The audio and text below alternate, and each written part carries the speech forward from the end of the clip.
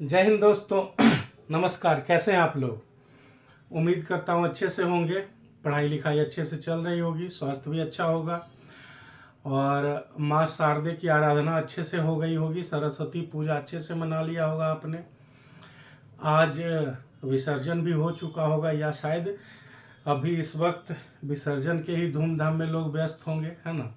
खैर, विसर्जन के बाद का ये कार्यक्रम है तो इस पे भी थोड़ा ध्यान दे दिया जाए। हमारा 7th लेक्चर ये रहेगा सब्जेक्ट वर्ब एग्रीमेंट के ऊपर। सिंटेक्स हम लोग अभी पढ़ रहे हैं। तो ये जो 7th लेक्चर है, इससे पहले 6 लेक्चर्स में हम लोगों ने पढ़ा कि सब्जेक्ट वर्ब एग्रीमेंट का बेस रूल क्या है कि सिंगुलर सब्जेक्ट के साथ सिंगुलर वर्ब होता है, प्लूरल सब्जेक्ट के साथ प्लूरल वर्ब होता है। उसके बाद का रूल क्या था कि इट के साथ वर्ब हमेशा सिंगुलर होता है, जबकि देयर के साथ वर्ब सिंगुलर होगा कि प्लूरल, ये इस बात पे डिपेंड करता है कि उस वर्ब के बाद जो नाउन आ रहे हैं वो किस नेचर के हैं। सारा पिछले वीडियोज में कहा जा चुका है, आप उसको देख सकते हैं अगर अभी तक आपने नहीं देखा तो। पूरा एग्जाम्पल के साथ डिटेल में सवाल क्वेश्चंस के साथ साथ बताया हुआ है। फिर हमने पढ़ा कि कंजंक्शन के तौर पे एंड का यूज किया जाए दो या दो से ज्यादा सब्जेक्ट्स को जोड़ने के लिए, तब क्या होगा। अब उससे आगे ये कह रहा है कि जहां पे आपने एंड का यूज किया वहां पे जब दो या दो से ज्यादा नाउन्स या प्रोनाउंस को सब्जेक्ट बना के जोड़ के लिखोगे, किन कंजंक्शन से जोड़ोगे? With, along with, together with, in addition to, as well as, and not, like, besides, unlike, rather than, है ना। ये जो यहाँ पे चमक रहा होगा बोर्ड, ये लिखा हुआ है rather than, RATHER, rather THAN then, ठीक है। कहता है कि सब्जेक्ट के जगह पे अगर दो या दो से ज्यादा नाउन्स या प्रोनाउंस का यूज कर रहे हैं आप, और दोनों को या दो से ज्यादा जितने भी है उनको जोड़ने के लिए आपने इन कंजंक्शंस का यूज किया है, तो किस बात का ध्यान रखना होगा कि इन कंजंक्शंस के पहले जो भी नाउन्स प्रोनाउंस होंगे वही सब्जेक्ट माने जाते हैं। मुद्दा यहां पे आती है, क्या है कि इन कंजंक्शंस का यूज अगर आप करोगे दो या दो से ज्यादा शब्दों को, नाउन्स को प्रोनाउंस को जोड़ने के लिए, जैसे यहां है आई विथ माई फ्रेंड्स, विथ नहीं है together with, I together with my friends, तो आई और माई फ्रेंड्स, इन दोनों को जोड़ने के लिए हमने किस कंजंक्शन का सहारा लिया? टुगेदर विथ का। फिर लिखा हुआ है two books along with a shawl, shawl SHAWL, चादर जो होता है, शॉल जिसको कहते हैं ओढ़ने के लिए। तो ये along with कंजंक्शन का यूज हमने क्यों किया? ये टू बुक्स और ए शॉल, इसको जोड़ने के लिए। फिर है the minister and not his four guards, ये है द मिनिस्टर और ये हिज फोर गार्ड्स, इन दोनों के बीच में क्या लगा? And not. तो इस तरह से कहता है कि अगर ये सारे कंजंक्शंस का यूज आप करते हो तो ध्यान क्या रखना है कि इन कंजंक्शन से पहले जो है वो सब्जेक्ट बनता है, इसके बाद वाले को हम सब्जेक्ट नहीं मानते हैं। क्यों नहीं मानते हैं? ऐसा ये रूल क्यों कहता है, ये हम लोग सब कुछ पढ़ेंगे यहां अभी डिटेल में। पहले इसको देख लेते हैं, रूल को क्लियर कर लेते हैं, फिर मैं बताऊंगा आपको कि क्यों ऐसा कहा जाता है, ठीक है। तो कहता है कि इन सारे कंजंक्शंस का यूज अगर कीजिएगा दो या दो से ज्यादा नाउन्स प्रोनाउंस को जोड़ने के लिए और उनको सब्जेक्ट का जगह पे यूज कीजिएगा, तब इनसे पहले जो होंगे नाउन्स या प्रोनाउंस वही सब्जेक्ट होते हैं।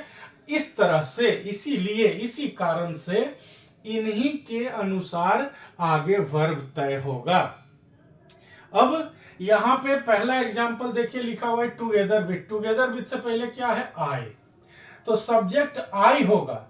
विथ माई फ्रेंड्स, जो ये लिखा हुआ है माई फ्रेंड्स है, जो टुगेदर विथ के बाद माई फ्रेंड्स का सब्जेक्ट वाला महत्व नहीं मिलेगा उसको, और इसीलिए क्यों नहीं महत्व मिलेगा ये मैं अभी डिटेल में बताऊंगा जब 6 एग्जांपल्स को एक्सप्लेन कर लूंगा तब।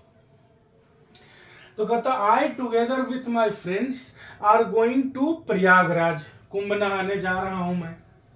अब टुगेदर विथ से पहले सब्जेक्ट आई लगाया गया है, ये अकेला है, तो यही इस लाइन का, इस सेंटेंस का, इस वाक्य का सब्जेक्ट होगा। और इस वाक्य में ये जो वर्ब आर लिखा हुआ है ये सही है कि नहीं, वो इस बात पे ही निर्भर करेगा कि यहाँ सब्जेक्ट क्या है। यहाँ पे है आई और यहाँ पे आर लिखा हुआ है, तो माई फ्रेंड्स को देख के आर मत लिखिए, गलत हो जाएगा। क्यों? क्योंकि टुगेदर विथ से पहले जो है वो सब्जेक्ट बनेगा, पहले है आई तो सब्जेक्ट बनेगा आई, और आई जब सब्जेक्ट है तो आर नहीं होगा, यहाँ पे क्या होगा, एम। क्लियर ना? इसी तरह से टू बुक्स यहां पे लगा है along with, A shawl was given. अब यहां पे अगर ध्यान नहीं रहा इस बात का तो ए शॉल वाज गिवन, एक चादर दी गई, ठीक ही लग रहा है देखने में, लेकिन समस्या कहां पे है, जब कंजंक्शन के तौर पे एलोंग विथ का यूज हो रहा हो तब एलोंग विथ से पहले जो है वो सब्जेक्ट बनेगा। पहले क्या है, टू बुक्स। अब यहाँ पे प्लूरल सब्जेक्ट है इसलिए यहाँ पे वाज नहीं होके क्या हो जाएगा, WERE, वर हो जाएगा। समझ रहे हो बात को क्लियरली? हम नेक्स्ट को देखते हैं। लिखा हुआ है the minister and not his 4 guards. And not लगा ना कंजंक्शन, सब्जेक्ट कौन होगा इससे पहले वाला, क्या है, द मिनिस्टर। अब इधर his 4 guards are responsible for this लिखा हुआ है। अगर हमारे दिमाग में ये चला कि यहाँ पे 4 गार्ड्स को हम सब्जेक्ट बना लें और उसके हिसाब से यहाँ पे आर लगा दें तो गलत हो जाएगा। क्यों? क्योंकि यहाँ पे जब एंड नॉट लगा हुआ है तो सब्जेक्ट बनेगा द मिनिस्टर, और द मिनिस्टर है सिंगुलर, इसलिए सिंगुलर के साथ वर्ब होगा सिंगुलर, तो गार्ड्स के बाद आर नहीं होगा, इज होगा। कभी भी मैंने पिछले वीडियोस में भी कहा है कि कभी भी इस पे मत जाइएगा कि बोलने में अच्छा लग रहा है और सुनने में अच्छा लग रहा है। बोलने सुनने में जो अच्छा लगेगा वो रियल में अच्छा हो ये जरूरी नहीं है। बहुत सारा ऐसा चीज है जो बोलने सुनने देखने में अच्छा होता है, खाने में अच्छा लगता है, लेकिन लाभदायक नहीं होता। ठीक है ना, ध्यान रखिएगा। वैसा ही है चौथा एग्जाम्पल का था ए 2 year diploma besides the main course is needed for this post. अब जो मेन कोर्स, मेन सब्जेक्ट आप पढ़े हो, किसी पोस्ट के लिए आप अप्लाई कर रहे हैं, नौकरी के लिए अप्लाई कर रहे हैं, तो उसके लिए क्या क्या कह रहा है, ए 2 year diploma besides the main course. Conjunction कौन बड़ा, बिसाइड्स। बिसाइड्स माने होता है के अतिरिक्त, के अलावे, ठीक है ना। तो बिसाइड्स से पहले क्या लिखा हुआ है, ए 2 ईयर डिप्लोमा। ये सिंगुलर है कि प्लूरल है? 2 साल का डिप्लोमा का सर्टिफिकेट भी आपको चाहिए, 2 साल का डिप्लोमा आपके पास किए हुए होने चाहिए आप। सिंगुलर सब्जेक्ट के साथ वर्ब कैसा लगेगा, सिंगुलर। यहाँ पे लगा हुआ है इज नीडेड में कोई दिक्कत नहीं है। क्लियर? क्योंकि यहाँ पे इज जो है वो किसके लिए आया है, एक 2 ईयर डिप्लोमा के लिए। अब बिसाइड्स के बाद ये सब्जेक्ट क्यों नहीं बना, और अगर ये सब्जेक्ट नहीं बना तो क्या बना, यहाँ पे इसकी क्या औकात है, क्या अर्थ है इसका, क्या मतलब रह गया, अभी बताऊंगा, बस एक्सप्लेनेशन करने दीजिए बाकी ये दोनों का। 5वां एग्जाम्पल क्या है, कहता है her brother like all of us have been selected for this. यहाँ पे कंजंक्शन के तौर पे किसका यूज हुआ है, लाइक। अब लाइक से पहले ये जितने भी कंजंक्शन है उसका क्या कंडीशन है कि इनसे पहले वाले जो होते हैं वो सब्जेक्ट बनते हैं। तो लाइक के साथ ये जो हर ब्रदर लिखा हुआ है, लाइक के पहले हर ब्रदर ना बनेगा सब्जेक्ट, और हर ब्रदर सिंगुलर है तो वर्ब क्या होगा, सिंगुलर, इसलिए यहां पे हैव नहीं होगा, क्या होगा, हैज। इसी तरह ये आखिरी है 2 passport size photos as well as है, मतलब ये सब्जेक्ट बनेगा। और इससे पहले क्या है, 2 पासपोर्ट साइज फोटोज, माने पासपोर्ट साइज का 2 फोटो चाहिए, प्लूरल सब्जेक्ट बना हुआ है। और एज वेल एज के बाद क्या है, ए कॉपी ऑफ योर सर्टिफिकेट, इसलिए मैंने सर्टिफिकेट ही लिखा, सर्टिफिकेट्स नहीं लिखा वहां पे। क्यों? क्योंकि सर्टिफिकेट्स के बाद इज लिखता तब आपको पहचानना आसान हो जाता। लेकिन अगर आप, ये थोड़ा लंबा सेंटेंस इसलिए जानबूझकर लिखा गया कि अगर आप ध्यान से देखेंगे 2 passport size photos, as well as जब कंजंक्शन बनेगा तो जो पहले लिखा हुआ है वो सब्जेक्ट बनेगा। एज वेल एज से पहले क्या है, पासपोर्ट साइज का 2 फोटो, तो पासपोर्ट साइज का 2 फोटो बनेगा इसका सब्जेक्ट। तो इसके हिसाब से आगे वर्ब चाहिए। अब योर सर्टिफिकेट जानबूझ करके सिंगुलर लिखा गया है क्योंकि इज अगर ध्यान नहीं दीजिएगा तो निकल जाएगा फ्लो में और गलत हो जाएगा। सब्जेक्ट है 2 पासपोर्ट साइज फोटोज, तो यहाँ पे इज नहीं होगा, इज के जगह पे क्या होगा, आर होगा। क्लियर है, समझ में आई बात। ये रूल क्या कहता है आपको समझ में आ गया होगा कि अगर with along with together with in addition to as well as and not like unlike besides rather than, इन सारे कंजंक्शंस का यूज आप 2 या 2 से ज्यादा नाउन्स या प्रोनाउंस को जोड़ने के लिए जब करते हैं और उन जुड़े हुए नाउन या प्रोनाउन को सब्जेक्ट के तरह यूज करते हैं, तब ये जो 2 भाग में जुड़ा हुआ रहता है उसका जो पहला भाग होता है, ये कंजंक्शन से पहले वाला जो भाग होता है वो बनता है सब्जेक्ट। ये सिंगुलर तो वर्ब सिंगुलर, ये प्लूरल तो वर्ब प्लूरल, मतलब वर्ब सिंगुलर प्लूरल दोनों होगा। किस पे डिपेंड करता है, जो सब्जेक्ट इन कंजंक्शन से पहले आए हैं। अब ऐसा क्यों कहता है इसको समझिए, इसके पीछे का लॉजिक समझिए। मान लीजिए आपको कहा जाए कि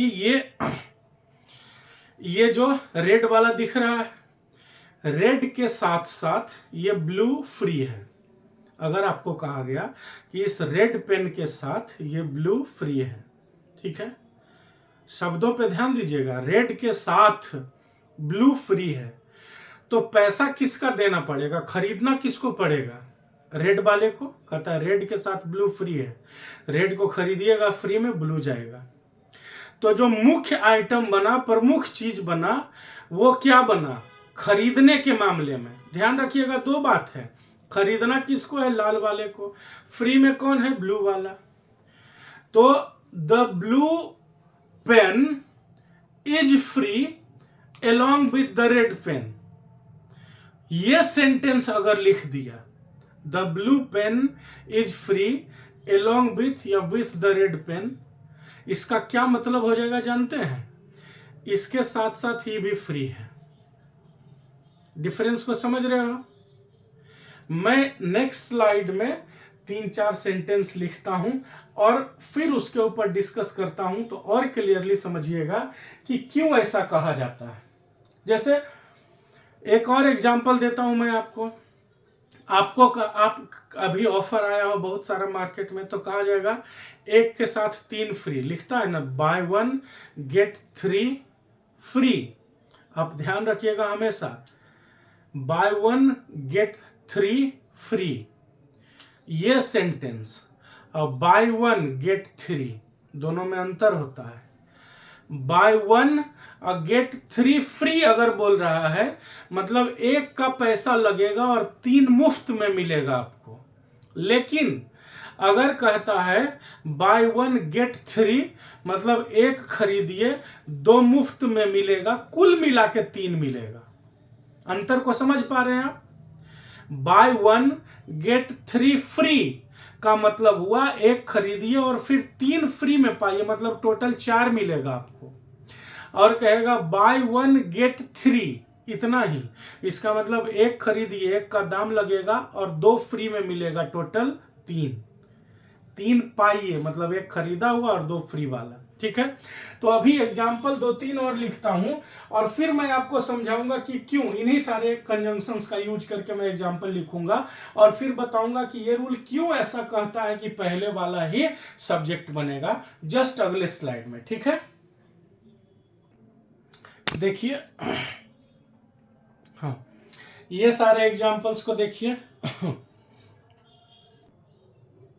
अब इन सारे एग्जाम्पल्स में हम लोग क्या पाते हैं, ध्यान से देखिएगा, आपको खुद ही रियलाइज हो जाएगा कि ये जो अभी पिछले स्लाइड में जो आपको रूल बताया गया कि अगर with, along with, together with, in addition to, as well as, and not like, unlike, rather than, ये लिखा रहे, बिसाइड्स लिखा रहे, इन सारे कंजंक्शंस का यूज करके अगर 2 या 2 से ज़्यादा नाउन्स को या प्रोनाउंस को हम जोड़ते हैं और जोड़ने के बाद सब्जेक्ट के जगह उसका यूज करते हैं, तो क्यों कहा जाता है कि जो कंजंक्शन होगा यहाँ पे कौन सा, एलोंग विथ। जो कंजंक्शन होगा उससे पहले वाले को हम सब्जेक्ट मानेंगे और वर्ब उसी के हिसाब से होगा। क्यों ऐसा कहते हैं, क्यों कहते हैं? यहाँ पे देखिए फिर से एलोंग विथ लिखा हुआ है, यहाँ पे देखिए एंड नॉट लिखा हुआ है, यहाँ पे देखिए लाइक लिखा हुआ है, ठीक है ना।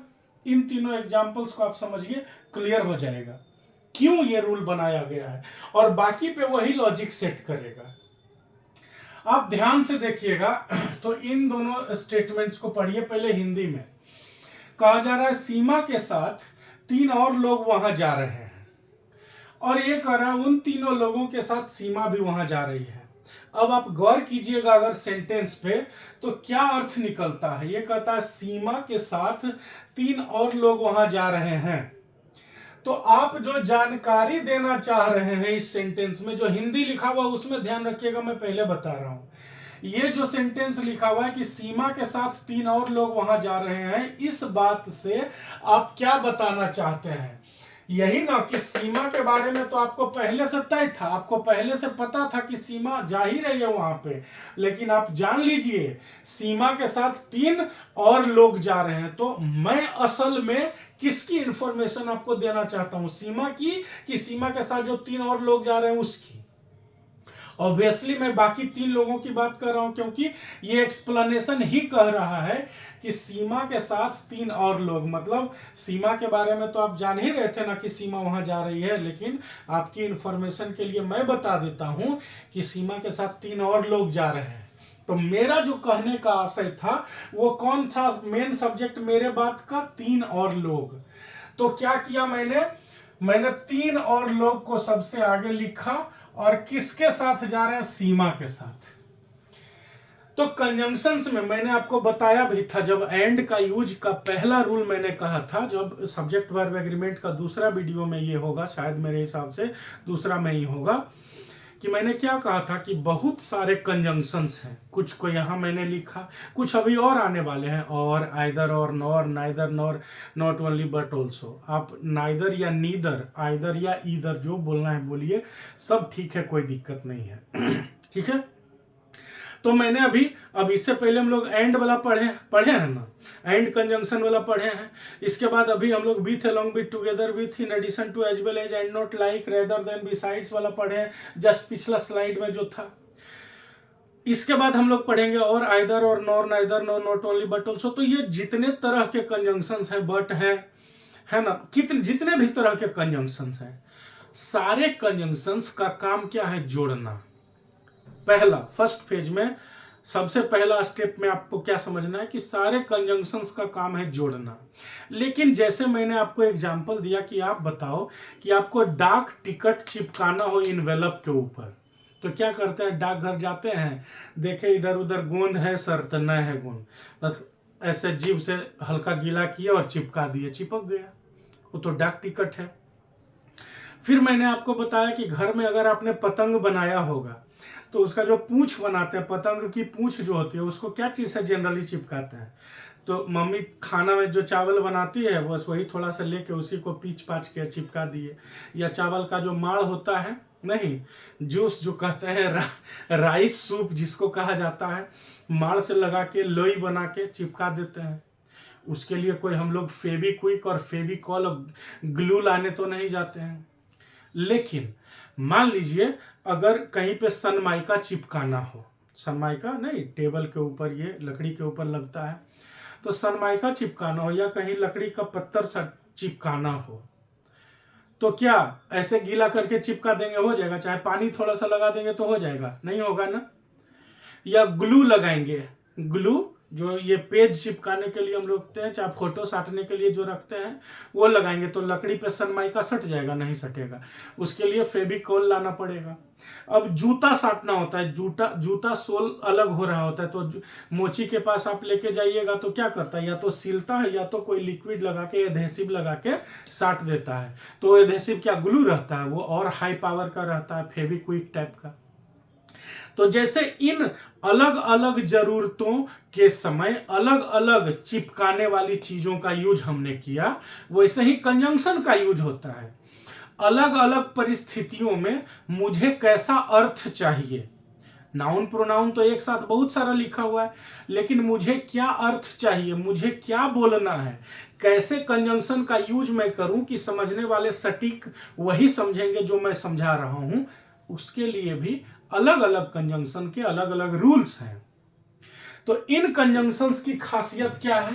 ये कंजंक्शंस कहते हैं कि जहां पे मेरा यूज कीजिएगा आप, तो हमसे पहले वाला ही सब्जेक्ट बनता है। ये मेरी खासियत है, जहां हमको लगाइएगा उससे पहले वाला सब्जेक्ट बन जाता है। अब क्यों बन जाता है सब्जेक्ट, उसका ये लॉजिक है दोनों सेंटेंस में कि सीमा के साथ 3 और लोग वहां जा रहे हैं, तो 3 और लोग जा रहे हैं, ये मेरा मेन पर्पस, मेन मुद्दा मेरा क्या है कि 3 और लोग जा रहे हैं। तो हमने 3 और लोगों को सब्जेक्ट बना दिया और एलोंग विथ लगा दिया, इधर सीमा को लिख दिया, क्योंकि सीमा भी सब्जेक्ट के रूप में है, लेकिन सब्जेक्ट जैसा असर इसका नहीं रहेगा, तो हमारे वर्ब पर सीमा का कोई असर नहीं पड़ेगा। वर्ब किससे चलेगा? 3 मोर पीपल से। तो ये सब्जेक्ट है, ये प्लूरल है, इसलिए सीमा यहां रहते हुए भी यहां पे आर नहीं लगा, सॉरी इज नहीं लगा, आर लगा ना।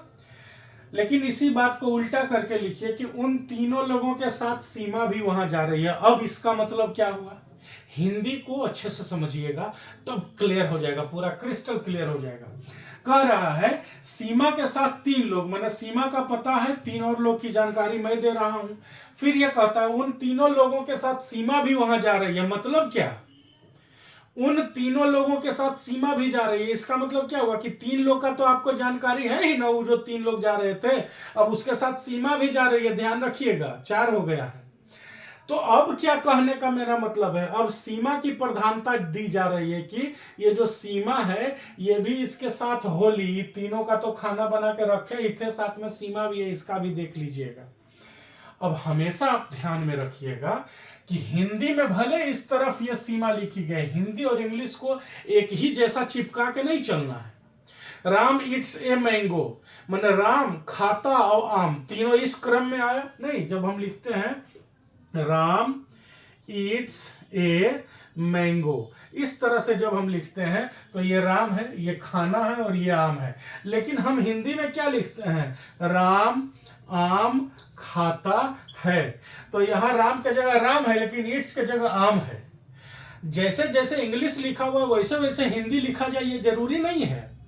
इसीलिए मैं कहता हूं कि हिंदी में हमारे दिमाग में क्या आया कि उन तीनों के साथ सीमा, तो सीमा तो उस तरफ है, फिर सीमा इस तरफ आके सब्जेक्ट कैसे बनी? तो अर्थ को पकड़िए, उसके मूल को पकड़िए। क्या है?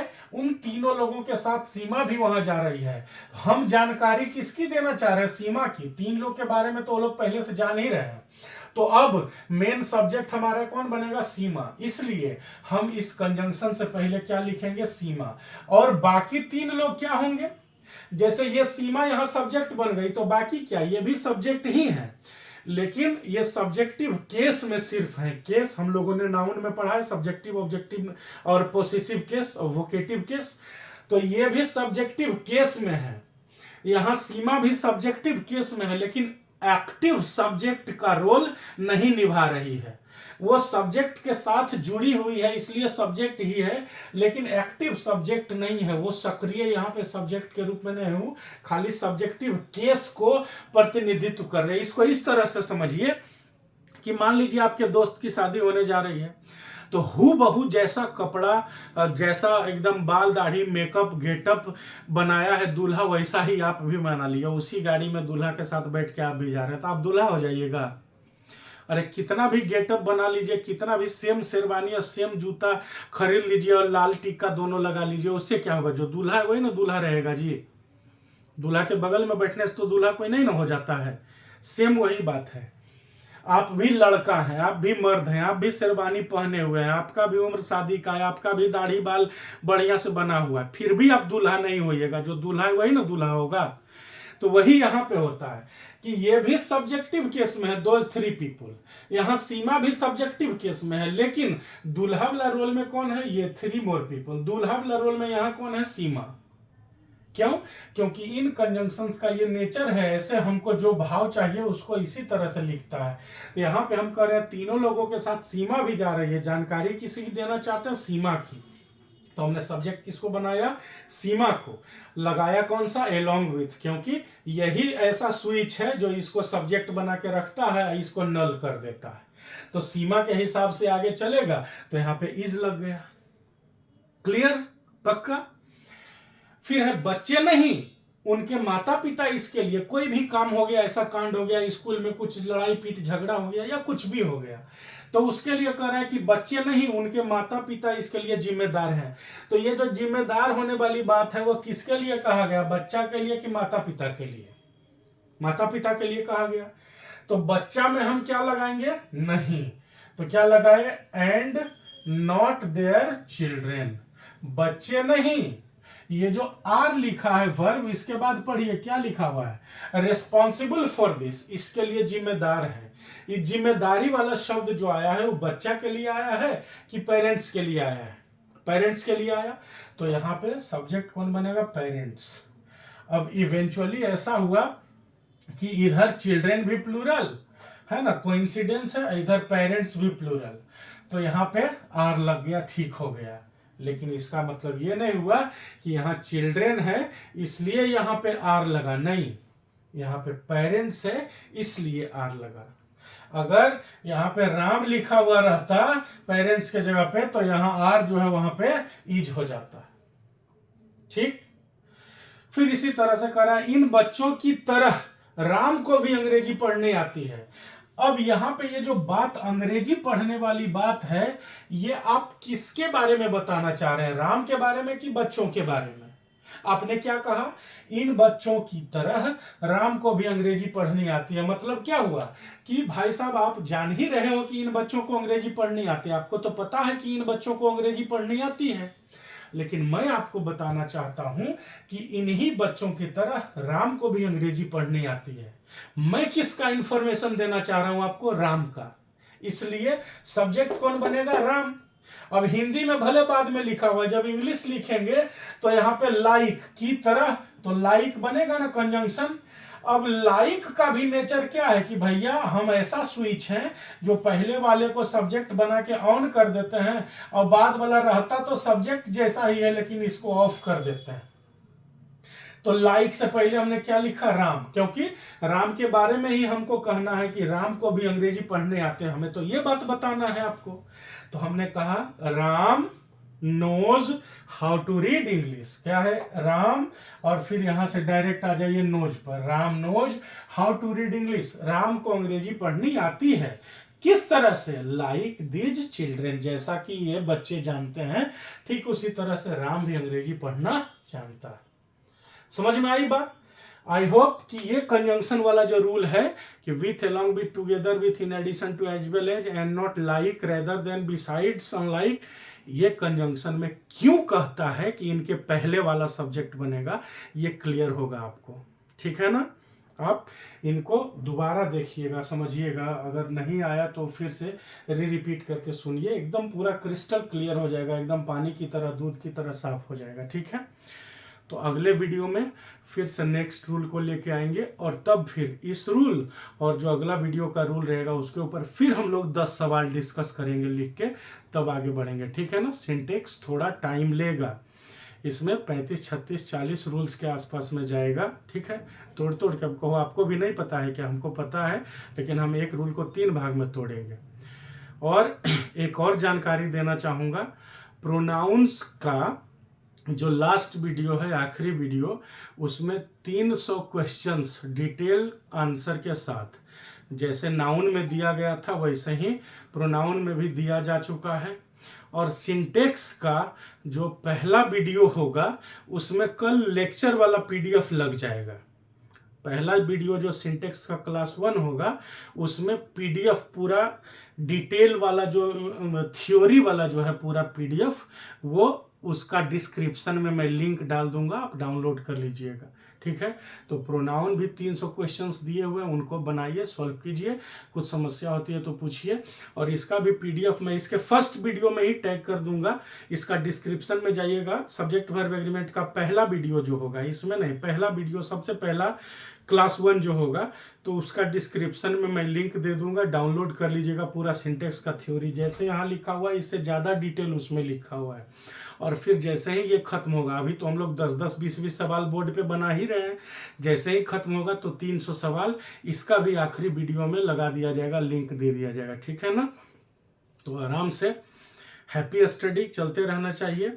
और अगर आपको लगता हो कि मेरे वीडियो से आपको फ़ायदा होता है, अच्छा है, तो आप वाइट बोर्ड और लाइट का रिफ्लेक्शन और चमक ये सबको थोड़ा इग्नोर कर सकते हैं। मुद्दा पढ़ाई का है, मुद्दा कॉन्सेप्ट का है। अगर ये आपको अच्छा लगता है तो औरों को बताइए, चैनल को सब्सक्राइब कीजिए, वीडियो को लाइक और शेयर कीजिए, कमेंट किया कीजिए। Thank you, all the best.